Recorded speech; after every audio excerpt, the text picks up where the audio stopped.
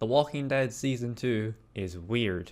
It is a game that I have always found strange. It's always been an outlier. There is such an odd feel to this game that I've never been able to word or describe. I've just always gotten a weird intangible vibe from it. It feels only like a sequel in returning characters and universe alone. It's such a fundamentally different game in its tone and presentation. But when the first game ends like this, where do you go from there? You can only go down, all the way down into the ground until you hit rock bottom, and then the game keeps going. It doesn't stop. The Walking Dead Season 2 is a miserable game, and I wouldn't have it any other way. It's also one of the most memorable rollouts for a game. I can distinctly remember the hype. This one image with a character wearing a hat sent everyone into a frenzy thinking Kenny would return, or how about Eddie's face being visible in Episode 4's thumbnail? I don't know what he was doing there, but they kind of hide him in the definitive edition version. Even the visual of Clementine wiping blood onto her face feels weirdly solemn and, I want to say, biblical. It may just relate to how often the characters adorn Walker blood, but it just feels more pensive and contemplative. My point is that the game felt like such a mystery before it was released, and we ate all of the crumbs. That didn't make sense, I didn't even mention bread. Season 2 is by far the most interesting Walking Dead game to discuss and ruminate on. Season 1 already had a lot of mystery and intrigue and, as we know, holds up very well, but there is such a cold and dismissive vibe that this game radiates. Well, that doesn't make sense, why is it radiating? But there is such a cold and dismissive vibe that this game gives off, which inadvertently draws me to it even more. Season 1 has become a comfort game for me, but Season 2 still unsettles me with its lasting feelings. Anyway, the game begins with Clementine indeed having found Omid and Krista. It's been about a year and a half since Season 1 ended. Krista is visibly showing and they argue over baby names before Clementine goes into the restroom. It's a slow and deliberate start, a good way of immediately reacclimating the player before then immediately killing off Omid. Within 24 minutes, Krista is too removed from the game and never again seen, her miscarried baby alongside them.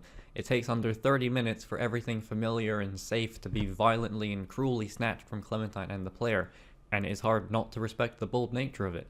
Even if, like me, you weren't so hot on the two, they are our only link to Season 1, to Lee, to a future, and they are instantly washed away. Clementine literally so, all in the span of a sitcom episode. We're not even an hour in when Clementine meets, bonds, and subsequently impales an estranged dog whose owner is tied to a tree and turned, even the dog feeling like it has been on its own journey. The game does not waste any time in letting you know how much darker it will be. Clem is also bitten by the dog, which sows doubt from a new group that it may be a walker bite. There is a kind of inside joke or theory amongst players regarding the Dr. Carlos not actually being a doctor because he was supposedly so incompetent for not determining the origin of bites, which is quite hilarious. That's how rabid the fans were. We were theorizing if this guy was even a professional doctor. Regardless, Clem is locked inside a shed because they can't trust that she was bitten by a dog. I quite like the stealthy house approach moments later, Clementine finding supplies to disinfect and suture her wound. You can even appeal to Alvin, who gives Clem a juice box. Clementine will of course go on to raise his son, but we're a ways from that. The first episode is probably quite infamous for this fucking graphic scene of Clementine stitching her wound up. I'm not very squeamish, but there's one moment where she gets the needle in, then has to adjust and rearrange it because she misses the gap, and it is grim. A lot of Season 2 is like this, violent and senseless in ways, but in other ways where the pain lingers and defines, it doesn't always feel like it is made to shock the player. Also, I always thought this zombie looked a lot like Nicolas Cage. Clem is let into the house following this daring attempt. And you left me out here to die. Oh, right, in the shed.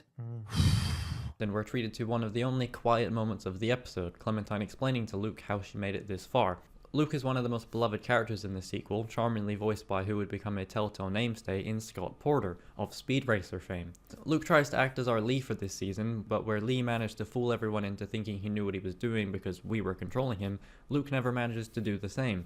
But he's a good lad and had a lot of potential to be an all-timer, instead of just being the only really likable member of this group and not a whole lot more than that. And even if it's in the form of a cutscene, it is nice. I mean, the whole game's basically a cutscene, isn't it? Before Rebecca comes in to shit in our porridge because this game is mean and callous, and then abruptly isn't, much like her. One of the most shocking things about the episode came in the credits, seeing Sean Vanneman and Jake Rodkin's names listed under additional writing and design, respectively. It only appears here, implying that some of their ideas were used for this first episode. I can't be sure what specifically, but it was probably all the parts I liked. At the end of episode 1, you hunt with Pete and Nick, eventually going with one of them when walkers swarm. Pete was one of the best characters in episode 1, so of course they kill him off immediately, but I guess you'd also complain if only the insignificant characters died and none of the main cast. Pete's death also permeates through most of my favourite moments of the second episode, so I guess that's nice. Due to these games and their linearity, oftentimes you will miss interactions because of a trigger. With Pete in a delivery van, you might not exhaust all of the options if you click on the wrong thing. You don't know what the trigger for the next scene will be. The example I always think of is in the basement of the Tweedle's office in Wolf Among Us episode 3, where by grabbing the Crooked Man adorned item, the game doesn't let you examine the admittedly useless other items. It makes things more natural, but it always bugs me, so much so I restarted the whole scene after clicking on a box of cigarettes, which prompts a fade. There's a great moment later where we take a much needed breather, one of the first where you're actually in control. Nick mentions that he left a watch Pete gave him at the cabin, but I actually grabbed it in the first episode for no reason, and I was able to return it to him. It didn't change the story or character, and wasn't a grand choice, and I don't even think he wears it afterward, but those are the moments that really matter to me. Being able to interact with the world and organically doing that felt so rewarding, especially because it was indirect. And I didn't pick up the watch thinking it would become important. It won't give you a different ending, but giving a guy down on his luck a watch manages to speak volumes more to me. It's a shame it comes in the wake of Nick murdering this guy Matthew, hence why his luck is down. I do not like this moment, but this guy Matthew needs to die for something later, so I think an improvement to this would have been for Nick to not have walked onto the bridge like he does. If he was instead watching them from the other side, not fully able to see what was happening and only spotting someone with a rifle, this kill would have made more sense and been more surprising. The flippant nature of murder in this world makes a death like this immediately shocking while simultaneously numbing in some way. Everyone mostly carries on like Nick didn't just kill a guy. Nick himself seems more upset that people are mad with him than upset that he killed a guy. He claims to have been trying to help, but it is such a confusing miscommunication of events from him. It just doesn't feel impactful, and I don't know if that's because everyone is used to it now, or if it's just a silly death that should have been executed better. They continue on to the ski lodge, and the thunder is rolling in, so I can say my favourite word. I know I complained about Kenny's return, but even I won't pretend that his reintroduction isn't incredible. In case words confuse you like me, that's to say I like it, and I especially love that they actually do very weird but consistent things with his character. He doesn't return for a cheap pop, he's actively in the game from this point on, and it is kind of wonderful. He's come back, hasn't he, the bastard? He comes down. What a moment. They shake hands afterwards. What a moment that entrance was, though. Yeah. Yep. He's got a beard. I'm not a fan of this one moment though, where Kenny seems to express regret over putting Ben out of his misery. He seemed very at ease and like he'd forgiven Ben, but here he calls Ben a fucking shitbird and says he couldn't help him, even though he did, and it was a nice resolution. I don't understand why they wrote it this way. It feels really petty, and while Kenny somehow survived, I don't buy him suddenly resenting Ben. Maybe it was supposed to be sarcastic or lighthearted, but it sounded very stern. I've also always hated that they completely scan over how Kenny survived, as probably mentioned. I'm more conflicted on it now because Kenny is genuinely one of the best parts of the game, and there really is no rational way to write around it unless you want to say that Kenny had a jetpack or something. So I'm kind of fine with it, just ignoring it at this point. By the end moments of the game, I'm not really too concerned with it. Speaking of hard choices at the end of the game though, what? Why did I write that? Anyway, arguably the hardest choice comes in the form of choosing to sit with Luke or Kenny. It sounds like a joke, but that is genuine. The amount of nuance that is felt during a seating arrangement is quite incredible. No game has made me feel such shame and guilt over where I chose to sit. Episode 3 starts in bold fashion by having a shoddy previously on that this time has lines of dialogue that were never spoken and shows scenes that I didn't see. It properly starts with Clementine disturbing a butterfly, I guess some kind of reference to the butterfly effect theory, which of course denotes that the slightest change or choice can drastically alter something else or something like that. You know, Back to the Future. I guess this is meant to be an ironic moment where you almost expect it to land on her finger instead flying away, which feels symbolic of Telltale distancing themselves from choices of consequence. That's my hack theory anyway, what's yours? I didn't mention Carver arriving at the end of episode 2 because I didn't have much to say about it aside from my want to keep Alvin alive because again, we raised his child and he is jarringly unimportant in this game because they didn't plan this all out. That's not a criticism, I'm just pointing out how weird it feels in retrospect that Alvin dies very suddenly regardless. If not at the end of episode 2, he'll be absent for most of episode 3 before dying. Also, this moment with Kenny is almost comedically delivered. As mentioned, the 400-day characters are sprinkled throughout Season 2, entirely in this episode, with Bonnie being the only one sticking around. I'm pretty sour about it now, actually playing Season 2. Again, it's more avoidable things, such as getting rid of a character like Troy and replacing him with someone we know, but Clementine doesn't. I guess it'd be jarring, but also kind of intriguing to see their attitudes changed after finding safety. Like imagine if it was instead Vince or Russell kicking Clementine to wake up. It's not great, but it's not as if they'd see themselves as villains. From their perspective, our group left and seemingly endangered the place, even killing some people in the process. They probably think they're right, like how our group thinks they're right, like how Carver thinks he's right, believing himself to be the father of Rebecca's child.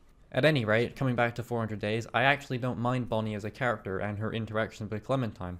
Well, for now, but the eventual turn of her character is very obviously intentional, so I don't consider this bad writing or something. She even gives her a pretty cool jacket. It's also clever to flesh her out more since her story was arguably the worst, though it can't help feeling like she was chosen for Season 2 by way of a spinning wheel mechanism. We're familiar with those, Bonnie being the first one I landed on also. Luke also reappears after Clementine goes to give Kenny and Mike some nails, telling us to bring him a radio. He's presented as being kind of delirious due to lack of sleep, so I wonder if they were trying to make you think he was bitten.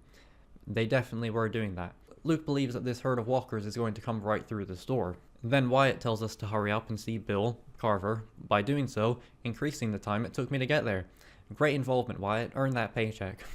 One of the main things I recalled about this game was how it always felt weird that the child was being relied on and trusted to do everything, just because she was the player character.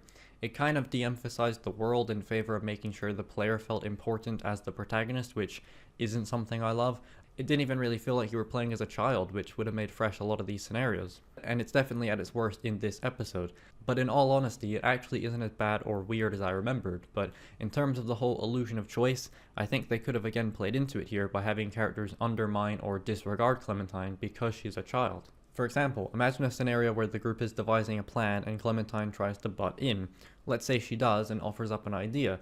I always thought it would have been weird and cool to have the adults basically tell you that you don't get to make the decisions because you're a kid. It's the illusion of choice, but instead of being dictated and demanded by game design and development limitations, it's instead contextual to the world and characters. Why would everyone put their faith and trust in a child? Why would everyone risk her life? Luke is the only character who later acknowledges this and questions why they keep getting Clementine to do everything, which is a nice constant to his character. That's my guy. Well, Carlos does mention it once or twice in episode 2, but it feels less caring there. It also would have made a lot of sense in the first 2 episodes especially, since the group barely knew Clementine. I mean, they still barely know her, but we're kind of just stuck with each other now, aren't we? I don't even think it'd be a hard thing to implement either. Things are naturally going to happen without your input, so you just have to reframe it and boom, you got a neat little meta thing going on as well. To be fair, it does happen in this episode kind of, with Kenny taking blame for the radio, and even the ending of the game works in there. It also happens in the first episode with Clementine sneaking around everyone to patch herself up, but this kind of ends up being the catalyst for everyone implicitly trusting her, when it feels like it should be about her having to help herself without Lee being around. Did that make any sense? Maybe it's just a weird abstract idea of mine that wouldn't actually translate, but if you're not going to evolve past this seemingly necessary evil in illusory choices, you may as well steer into it and have a clear intent behind it. When actually devising a plan to escape, you can butt in and say to do both things, but the game doesn't really have the characters question it. Those things being getting Luke a radio and using the PA system to draw the walkers in with lots of noise. Kenny even mentions Molly and the bells. I then was hit with a weird sense of nostalgia as Clementine climbed down these massive shopping container scaffoldings. I don't even know if it happened, but I was instantly reminded of a friend I had back in Scotland, and I guess their dad was like a carpenter or a carpet layer, so his garage was full of carpets all rolled up and piled on top of each other. I then remember climbing all over them, and it was very weirdly fun. I don't know why that triggered it, but there you go. Finishing off the episode, I didn't bother watching Kenny bash Carver's face in because I didn't really care. Carver really wasn't what I remembered. He wasn't nearly as carpet layered or interesting. That carpet part doesn't work now because I cut out the context for it, but it's funny to me, so I'm leaving it in. It makes sense again because I decided to reinstate my story after remembering a Star War. Anyway, fine while he was on screen, definitely a presence, and the inclusion of an overt villain was different, but his sudden death here feels jarring. The whole story basically shifts for the last 2 episodes. Whatever through line there was meant to be feels tossed away. We only just arrived at Hal's hardware store and then we leave. It feels a little inconsequential. The last 2 episodes are a significant improvement, so I guess I don't care. This actually ended up being my least favorite episode in the game. It was just fine. It was all feeling ordinary and unspectacular to me. Season 1 felt so fresh and unique in its approach. This already felt formulaic and melodramatic. That sense of exploration and organically building bonds is entirely gone. And not in a the sequel is doing something different way, but in a they missed the point way. My memory at this point was of season 2 being really weird and depressing, and it is about to get there, but so far it was just somehow boring and too quick all at once. And all the games have this annoying and pointless squabbling and infighting. Usually I don't even mind the pettiness, but especially here it doesn't hit. It feels constant for the first 3 episodes. And then Sarita gets bitten and it's just a stock scream from season 1 episode 3. Get off here! What's that about? What are we doing here? Going into episode 4 as well, Sarita dies regardless. Something about choices. Carlos is also shot dead. Sarah runs off with Luke and Nick in tow. Nick getting shot also. Lots of mayhem and plan going awry.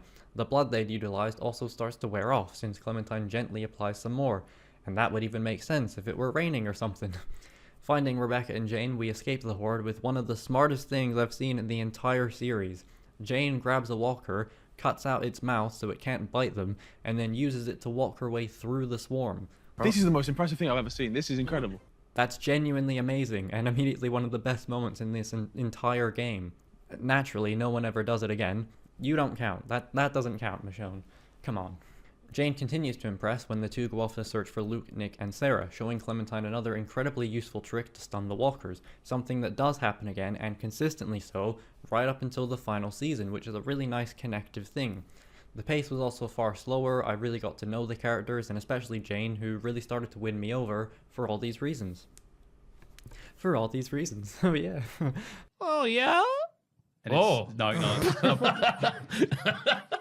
Oh my god, yeah. She didn't feel like a soulless badass type. She had her own baggage regarding her sister and wasn't ever unrealistically cruel or cold. She does some questionable things later, but for now, I thought she was great. The homage to the motor inn was also very nice, in another great sequence as Jane and Clementine find Luke and Sarah, Nick already being dead. I quite liked Nick in the end, but it's kind of the Conrad effect. Conrad's a character in The Walking Dead: A New Frontier, by the way, who can die in episode 2, like Nick. The game predicts you will make this choice, but if you don't, he is just inexplicably in the background for the entire rest of the game, doing and saying nothing, and it is really hilarious. That's always my immediate example, but I imagine there are more. Anywho, Luke is injured and can't help, with walkers trying to break down the door. Eventually we have to use the furniture blocking the door to escape via skylight, which is such a small thing and exactly what I love. It makes it all feel so tense and risky, a real last resort. It's great, I really love it. Yeah, let me talk to you. I've been talking to you. Rebecca's water breaks and Clementine must convince the rapidly unraveling Kenny to help and guide the others. When Clementine first arrives, there's a moment where Kenny yells at her about Sarita. Here, he doesn't do the same, and I like that. Actual people are far more nuanced and considered, I hope. It's also all been said before, so I won't even attempt to hijack or act like I've come up with it. The whole thing here is of course allegorical for Kenny being Clementine's abusive stepfather, and it's weird and sad. At this point, Kenny has lost everything besides his own life, believing that he isn't even worth that, and Carver should have ended him. But we are able to convince him to help the group because, I don't know, the story wouldn't work if not. And also, baby. The last 2 episodes are greatly improved on due to this strange focus on abusive parental figures in Jane and Kenny. No one knows what they're doing, and you really do feel like a powerless child at points, which feels very fitting and relates nicely to the final season, Clementine now assuming the parental role. The entire objective is to then find supplies for a pregnant lady, and that's so boring and slow and great. You either go with Jane to an observatory deck or Mike and Bonnie to a Civil War museum of sorts. I went there and had some good banter. I did. Clementine immediately tells Mike to use Jane's trick, but he chooses not to and doesn't get the walker first time, which prompts humor. It's actually funny, despite me writing it like a robot. Or I guess AI. People don't really say robot anymore, do they? Though given the way AI is now, it'd probably come off more convincingly human than I do. The trio finds some water jugs and also a raccoon, Mike saying he'd eat the shit out of it, but in a really sexual way, so it's genuinely weird sounding. The raccoon has a family of its own and gets away, another inconsequential but moving small moment. You have so much time and space and freedom to get creative with the details, and they just hadn't up until this episode. But hey, some levity, some life, some raccoons, and I really like raccoons. That's my honest opinion on raccoons. Like, just mean like just straight up like what do I think about like the animal, the raccoon? I mean they're cool. They're interesting. They're like fucking bugs, right? It can be depressing and sad, but it doesn't have to be so emphasized. People have these little moments of optimism and then immediately crash again instead of being entirely consumed by it. That just feels a lot more natural to me. And you could argue that this is one of the saddest episodes in the season. Everyone here has lost someone that was with them before, so having those brighter moments just makes everything even sadder. Luke lost Nick, Sarah lost her dad, Rebecca lost Alvin, Kenny lost Sarita. Everyone is just fucking miserable, and I love it. It's when these games are at their best, and those happy moments really stick out then. You're also able to finally walk around and actually talk to these damn people. It's still more restrictive and lacking than Season 1, but this is legit first, second episode shit that we're only doing now, so I'll take what I can get. Also, I absolutely love this weird little visual flair of having everything purple tinged, at least for this one part where the shadows are cast in purple. It just looks fucking cool. That's all there is to it. The Meat Point Rendezvous being a Civil War trail is also quite appealing. It's a nice nod to Lee and Omid, while also arguably acting as foreshadowing for the group going forward. The game starts to juxtapose Season 1 in really intriguing ways, but that's more in the final episode. Why did I mention it now? A big element of Season 2's final episodes is the inclusion of snow. It's getting a bit nippy and that's slowing the walkers down. Not that it seems to ever really do that. Some months later, this prompted a thought inside my head about actually seeing the walkers be affected by the weather. Maybe in this scene in the final episode, instead of Kenny being randomly jumped by one just chilling on a rock, what if instead it were buried under snow and you just briefly saw its arm or hand? Maybe someone sits down for a second and the walker grabs them. Maybe they sit on the bastard zombie's head and it fucking eats their ass. We gotta cut off your fucking cheeks. It's the only way to save you. That was a sentence. I don't know, might have been cool. Even the Michonne game does some unique things with the environment and the zombies within it, at least for a scene or two. And also added an AI system to it, so we have fish move out of the way when you get close to them. Come on, Season 2, get your zombie out of your ass. What a lovely arse. Anyway, getting back on track, Clementine then goes to check on Jane. And this is where the entire game falls apart. Sort of. We're introduced in a very cool revealing shot to Arvo, a character that is baffling depending on your altogether now choice. Strap in, this part is going to be long. It's going to be quite filthy. Callback. Essentially, this guy comes to hide a bag of medicine for his sick sister, medicine that a lot of our people could really use. He says he has friends in the woods, and before Jane escalates things, it seems like he's just going to walk away and it'll all be fine. Instead, you're presented with the choice to rob the little Russian boy with his broken glasses and bum leg, or to not do that thing. This was actually the hardest choice by far for me, school lunch seating notwithstanding. I felt that immediate regret and uncertainty that I always associate as a good thing. Adding to what I said about Season 2 juxtaposing Season 1, I like this moment a lot in theory. It's very similar to Lee's decision to steal the stranger's supplies in Episode 2. This time, I chose to steal his shit and we didn't feel bad for it because we needed it and the gang take it regardless of your choice. The fact it's so similar is probably intentional as well, as a way of gauging how your Clementine has been influenced by Lee. If you chose to steal the stranger's supplies, you may do it again, even if it feels more outwardly wrong this time because you can actually see the damage you're causing. That's all great and cool, in theory. Thing is though, regardless of what you decide, Arvo comes back with his group, for some reason asking for bandages, claiming we stole from him. His sister looks just fine by the way, and it leads to a shootout. Your choice makes no difference, of course, but it's such a uniquely baffling moment in how it plays out. This is one of the biggest piles of horseshit in any of these games, and the fact I can still praise this episode so thoroughly is astounding. The illusion of choice is utterly shattered here. It is irreparably so. I don't think the game's ever recovered from this moment right here. We've already been kind of peeking behind the curtain, but now there's no curtain at all, and we've caught them with their trousers down. The worst part is that it isn't even that hard to fix or change, again, in theory.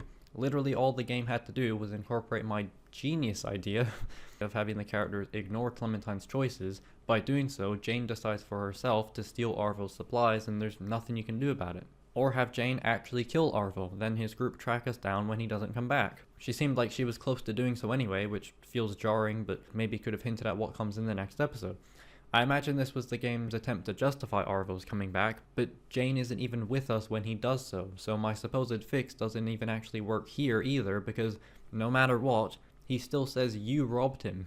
It's so fundamentally and conceptually flawed in that way. I wouldn't be surprised if what actually happened is Arvo left with the bag, lost it on his way back, or tripped and it fell in the river, was too embarrassed to admit it to his group, so instead blamed us for it. That's fair, I guess. But let's pause for a moment. I am exaggerating a bit. Remember when I said this was the hardest choice? Well, the reason for it, and I would actually argue that the illusion of choice isn't entirely shattered, is because I very nearly chose to rob him.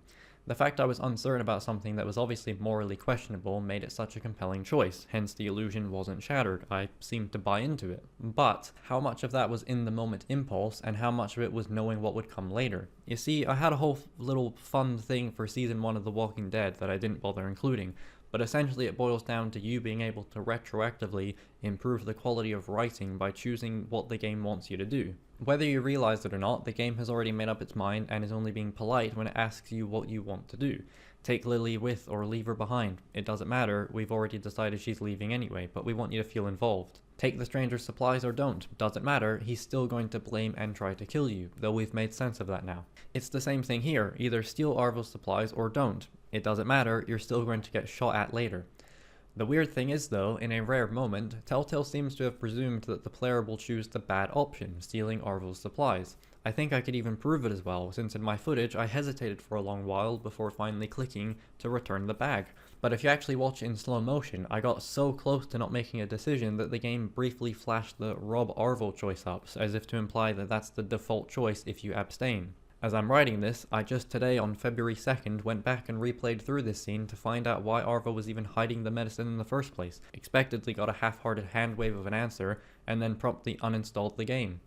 So I'll have to go ahead and reinstall it again a whole 10 hours later to replay the scene again and not choose anything to confirm my theory. It did not confirm my theory. Instead, Jane just decides to let Arvo go, lambasts Clementine for being a little centrist, and then proceeds to even more jarringly now threaten Arvo. He still leaves with the bag, and that is the default outcome, yet this ending still happens. I don't mind if this was Telltale's intention. I even like that he's presented as a physically weak and helpless guy instead of being some intimidating, macho lad that you'd maybe feel less bad stealing from. It furthers that feeling of never making a totally right choice, but then when they actually try to have consequences for it, it falls apart depending on what you chose. But ultimately I'm only really confused because I just don't buy it coming from Arvo, not because of his build, but because it just seemed unnatural. There are so many oddities and holes in his writing. The stranger didn't have that problem. All they really had to do was remove the line about stealing and I wouldn't even care at all. There's enough here for me to believe that he didn't want it to escalate and his group were the ones that did so via coordinated velociraptor flank. That could certainly justify it in Arvo's eyes. He mentions how not all of us agreed before, singling out Jane, who, again, still isn't here. The game could have even made it so Arvo notices how long it takes you to decide. Him seeing it as hesitation, which compounded with Jane threatening him, could have justified him even more. But in fairness, I don't really know how they would have accounted for this, and it's probably just another weird, stupid idea of mine. Are you confused yet? I am.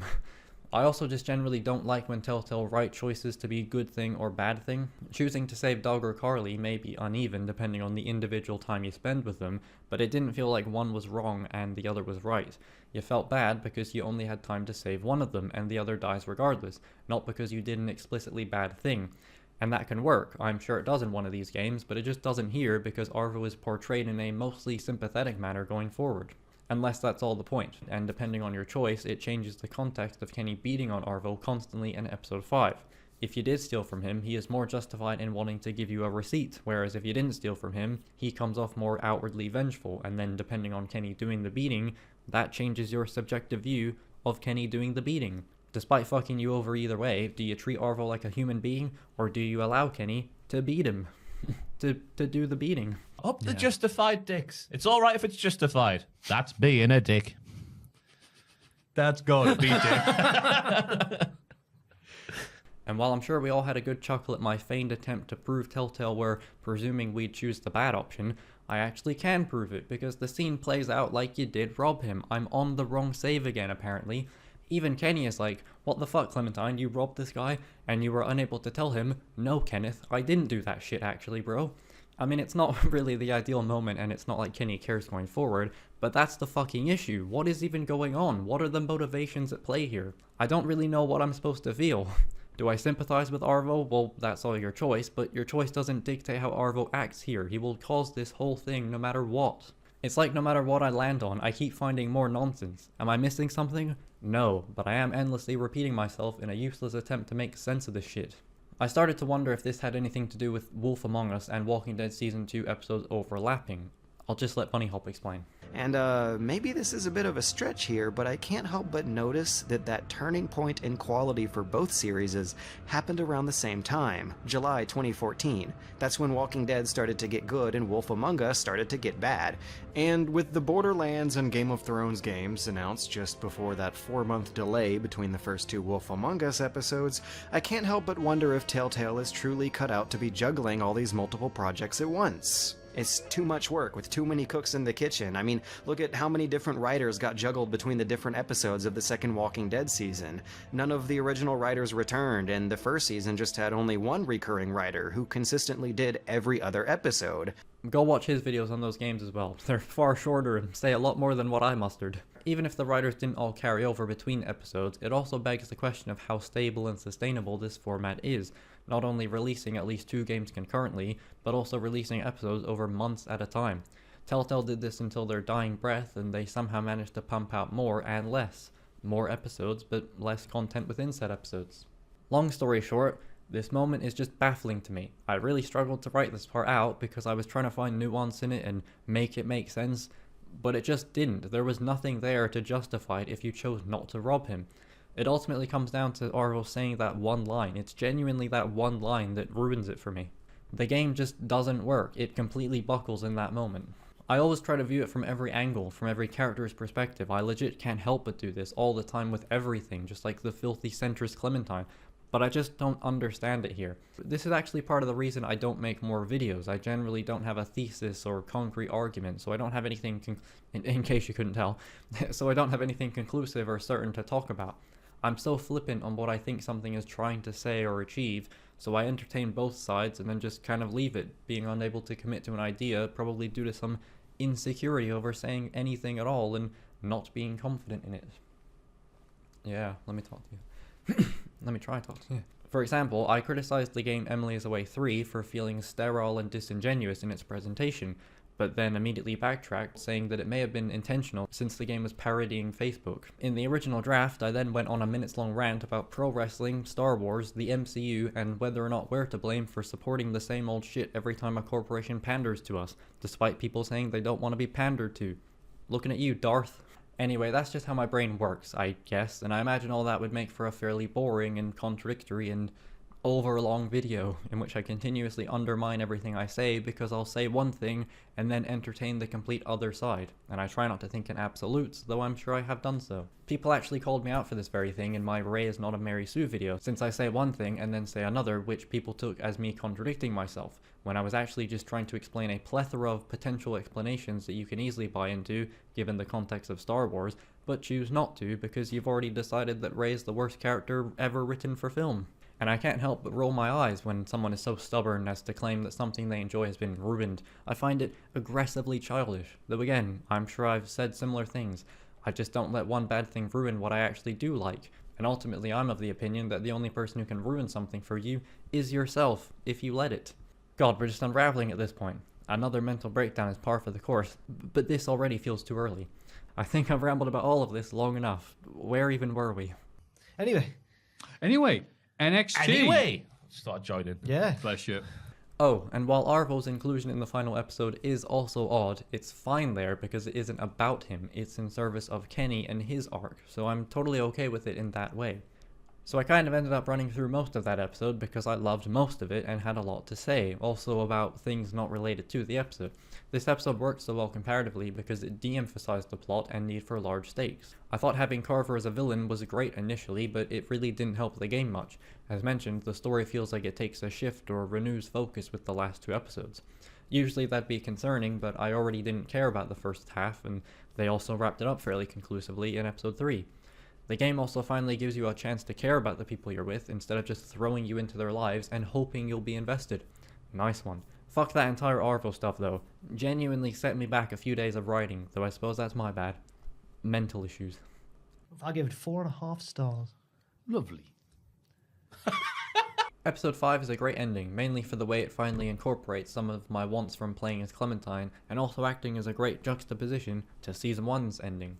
There's some really clever shit in this episode, and despite my in a past life dislike of multiple endings, it works rather well here and doesn't feel like a way of servicing fans, giving them any ending they desire.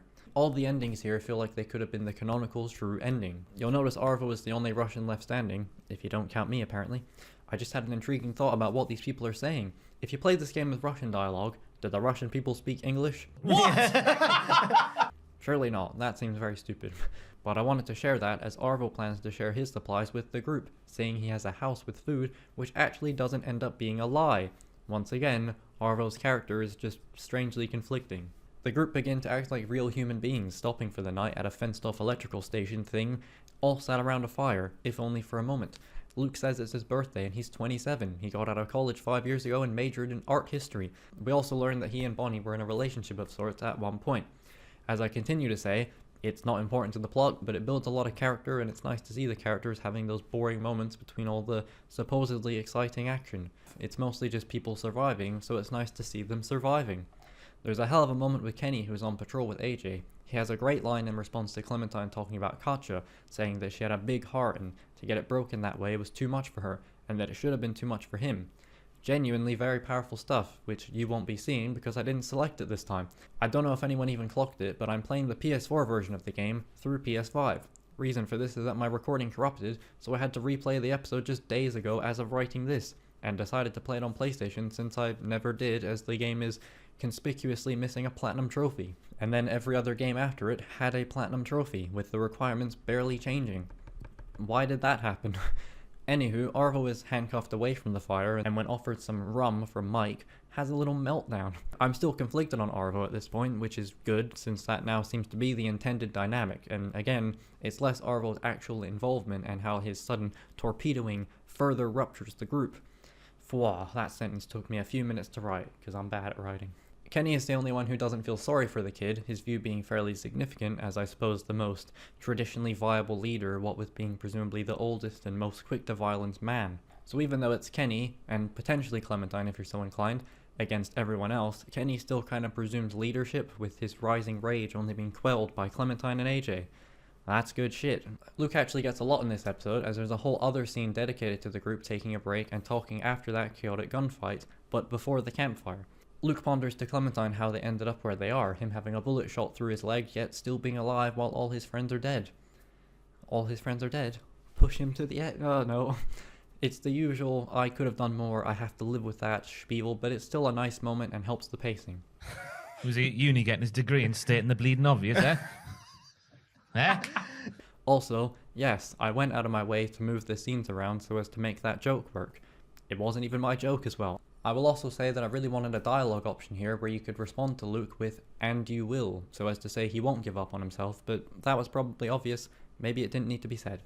The group arrive at Arvo's half-built home across a frozen lake. They plan to walk over it somewhat spread out, but really we're all just walking over the same bits, so predictably, Luke ends up falling partially in. He is unable to move without completely falling in, so Bonnie tries to goad Clementine into helping her because she's lighter than the rest of them, and I love how Luke immediately says, "Stop telling her that," once again being the only person who is uneasy about getting the 10-year-old to do everything. Come on. Unfortunately, Luke and Bonnie both fall in, and Clementine too, as Luke drowns in the frozen lake. He just wanted us to cover him and give him some time to get out, but either way he dies, so shout out Luke. As much as I enjoy him, he doesn't really fit into the story direction now. The fact he's even lasted this long is surprising, which he himself earlier said. It is quite contrived though. You'll notice the walkers suddenly appearing because there is just a random one chilling here that attacks and catches Kenny off guard. I'll mention later with some of the other Walking Dead games, but these kinds of sneak attacks are so laughable at this point into the apocalypse. In fact, this moment actually made me recall a video that MatPat made regarding the Walking Dead television program, theorizing that those characters were losing their hearing because of continued gunfire, hence why the walkers could sneak up on them. I remember this being kind of memed on, but I don't know if it's more indicative of how silly it is when someone gets spooked by a loud and slow walker, or the fact that someone had to try and explain why it even happens. I still think someone's ass should have gotten eaten. Look out! There's a walker! What the fuck? I want to F him in the ass! Fight back with a dick in the ass, not a sex. Whips and chains excite me. Yeah. No. I think it said as Rhea Ripley once said, but it's not, it's Rihanna. Get me R's mixed up. Up the R's. No. Up the arse. Up the R's. What a lovely arse. Either way, I continue to be too harsh on Jane. I love her genuine concern with Clementine falling. She just fucking yanks her out and runs with her to the house. and instead of starting a fire or prioritizing the child, Kenny remembers Makarov's words and goes all no Russian on Arvo, saying it's his fault because he started running away. Fair, but is that really the concern right now, lad? The others make a decent argument that it's Kenny's fault for being so cruel to Arvo, and this is a lot of what the episode is, just people assigning blame and pointing the finger because that's what people seem to do when they're angry and scared. Kenny earlier said that he wouldn't make the same mistakes with AJ that he did with Doc in being absent, only to consistently regress into his rage above all that he is trying to do. The group is in a seriously fractured way, a far worse state than Season 1's ever was. As mentioned, I felt like I could trust most everyone there, but here, it's really only like 1 or 2 people of the now 4. Jane also ponders to Clementine that eventually she'll have to consider how much knowing someone for a while even means or matters when they're essentially a ticking time bomb that everyone is afraid of. Jane explains how she knew a guy who cost the lives of 4 people trying to save him, only for him to already be bitten. Right as Jane presumably goes to punctuate that point, Kenny fixes this truck. There's always another boat. And another argument, Kenny deciding they should go to Wellington, disregarding everyone else's input. It's tough to see Kenny like this, as the player will likely still want to side with him because he is our only link to Season 1, like Omid and Krista were, but now that link is almost corroded, and as Jane says, does it really account for anything anymore to have just known someone for a while? Season 4 seems to agree with Jane. After Bonnie, Mike, and Arvo attempt an escape, Kenny and Jane hop in the truck to keep Clementine warm, having just been shot by Arvo. Oh, Mike. I feel like we're best friends now. You f***ed me here, Mike. But it went through. She's fine. Again, Arvo is so confusing here, and I'm starting to think that this was brought on by Kenny and his anger over our treatment of him throughout the episode, rather than a pre-calculated plan from before we robbed him. There was a cut choice where Clementine could shoot Mike and presumably Bonnie the other way around, which does explain Arvo shooting her, but anyway. Eventually we end up at a rest area and an altercation between Kenny and Jane acts as the climax, with Kenny believing that Jane has somehow gotten AJ killed, or killed herself, and Jane telling Clementine to not get involved no matter what happens. The fight they have here is kind of great. For one, the game is finally ignoring Clementine since she's a child who has no business being directly involved in the drama. Neither one of them will listen to reason and she can only watch. That's another reason it's great. It acts as a boss battle of sorts, but all you're doing is watching. I don't mean that in the this isn't a real game sense, but in the sense that your only role here is to watch these two violently attack each other. You have no control or choice over it, beside ultimately giving into the violence by way of shooting Kenny or letting Kenny kill Jane. It wouldn't make much sense for Clementine to start scrapping here, I guess is my point. Or maybe it would. Yeah, why not? She could take him. A lot's been said about Jane's insane plan to show Clementine what Kenny is capable of, how he's eventually going to turn into a Carver type. While I believe she is somewhat right in her view, and we again see similar things with returning characters in the final season, she's ultimately just as bad as he is for letting it happen and instigating a fight to prove a point, simultaneously putting Clementine and AJ in danger. As Kenny says, she could have stopped at any point, but she wanted a fight. I mean, it's a hell of a thing to prove to someone that someone else will go apeshit if you act like a child they were protective of died. I don't know if this is necessarily bad writing though. It's very messy and I like it for that reason, but otherwise I'm not sure what we're supposed to feel about Jane. Maybe if she had a diary we could read. But